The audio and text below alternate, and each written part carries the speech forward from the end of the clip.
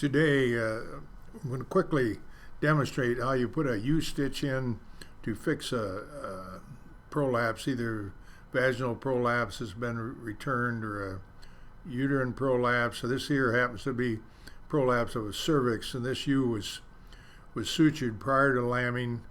At lambing time, sutures were removed, and you'd say, well, gee, how do you do that? How do you know? Well, they'll kind of cave in on the sides, and when they've been prolapsing prior to lambing, when the cervix starts to dilate, it actually mechanically sucks that prolapse in, so you can take out the stitches and they don't prolapse. But this ewe lambed normally and everything was going along fine, and then she decided to start working on her cervix, which was probably inflamed from the previous prolapse, and pushed it out and held it out. So we're going to put it back in, suture it, and she'll be fine.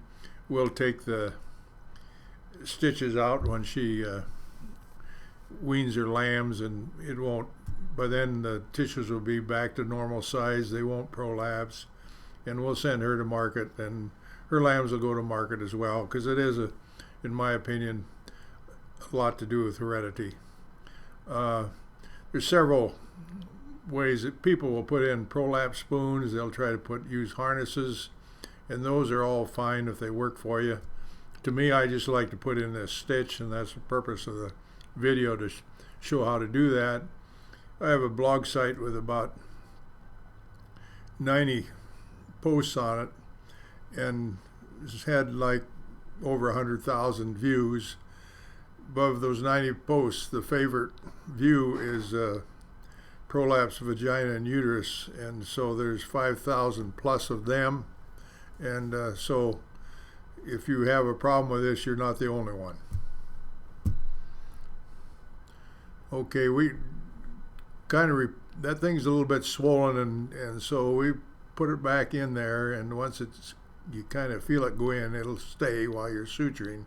And then we use a SK curved needle and 3/8 inch umbilical tape, and there's a muscle that runs up and down that each vertically on each side of the vulva there, and you can see I'm taking away, there's been stitches in there before, and so we simply go across, and then we try to get under that muscle, and we go across to the other side. You don't like this very well, but that's certainly 3 minutes it takes to do this is a lot better than having her push on that thing 24 hours a day.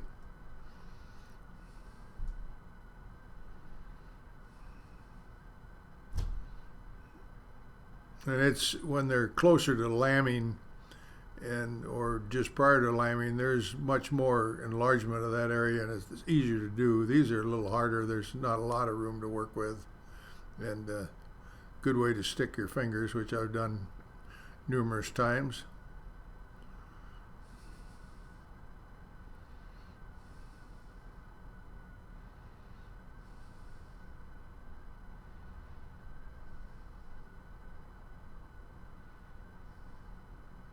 It's important to get behind that muscle, and you can palpate it. You'll feel it. It runs up and down.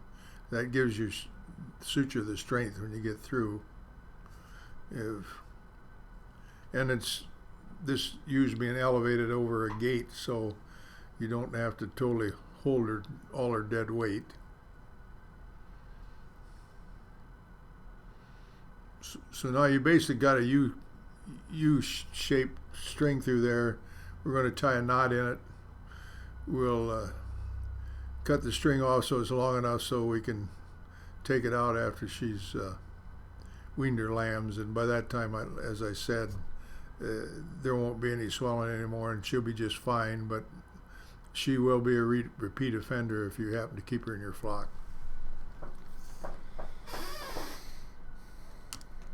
Generally, when I do these things, I give them probably 10-15 cc's of penicillin, and that's pretty simple. Just inject it sub-Q over the rib cage, and just a matter of minutes that's done too, or seconds.